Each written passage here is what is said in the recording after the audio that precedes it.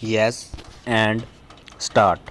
This bill does not form part of what is called the Hindu Code series of bills. Nevertheless, it is connected with the various changes that are sought to be brought about so that it may be considered, broadly speaking, a part of that approach. During the last many years, we, this House, and its predecessors have been considering this matter in various forms.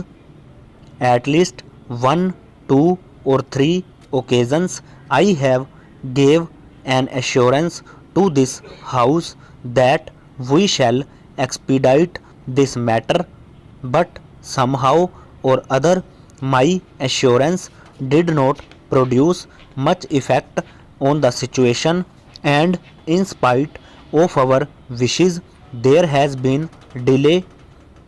It is true that in a matter of this kind one cannot rush on, and one has to give every consideration to various viewpoints in this House as well as outside. Nevertheless, it is rather unfortunate that there has been such considerable delay.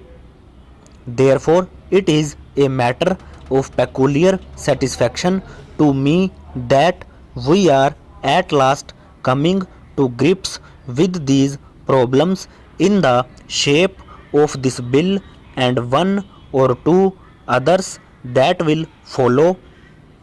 I am not scholar enough to discuss the niceties of Hindu law, but I have dabbled in some broad studies of law and custom and history and cultural developments.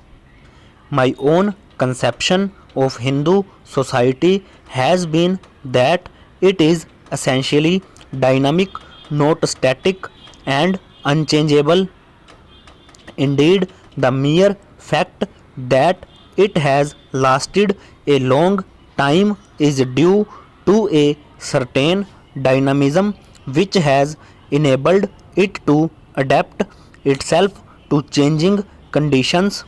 Gradually, Hindu society became rather static through the hardening of the caste system and in various other ways. This process was spread over hundreds of years, and the final seal was set upon it with the advent of British government in this country. Whenever we talked of Hindu law, we always talked of Hindu law and custom, which meant that custom was gradually changing Hindu law.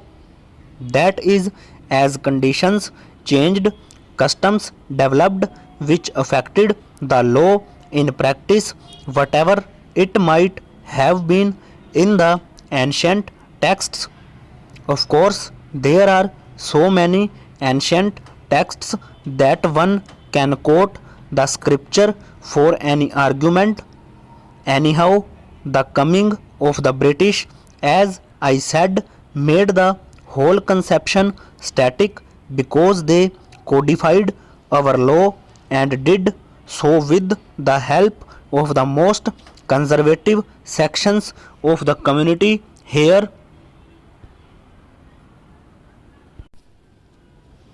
We have gone through political revolution in this country and become independent. We are going through a process of economic change.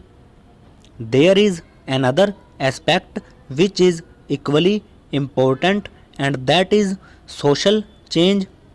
I do not think it is possible for you to think in terms of political change ignoring economic and social change. Most people now admit that economic change is as necessary as political change, but some people seem to think that social change using the word in a narrower context is something entirely different from political and economic matters, and that social life can be kept a closed preserve. I submit that this is not the right outlook because life is an integrated whole.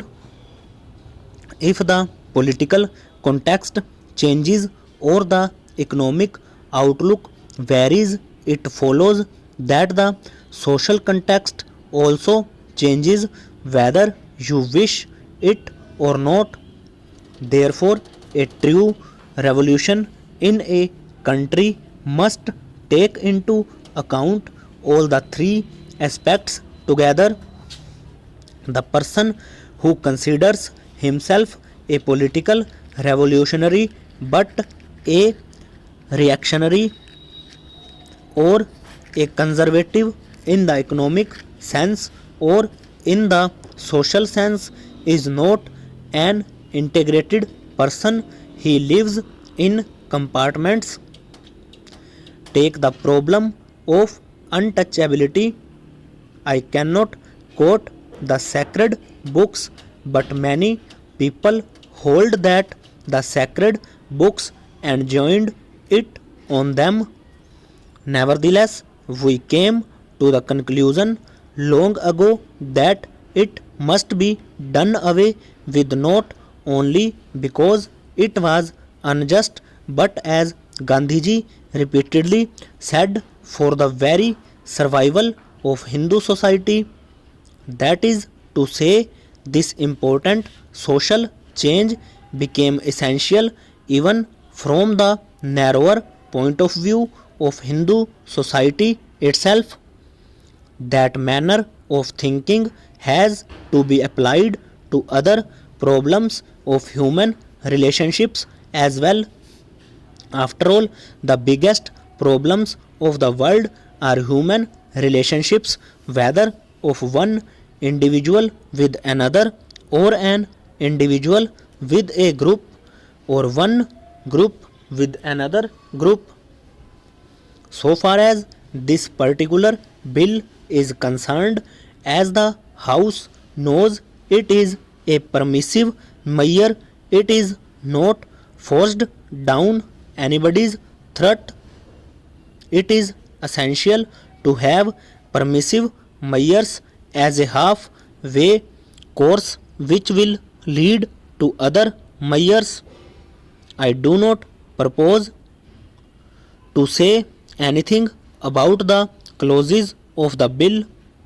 I think that as the bill has emerged from the Council of States, it would be desirable to make alterations or amendments only here and there, not in regard to any big principles.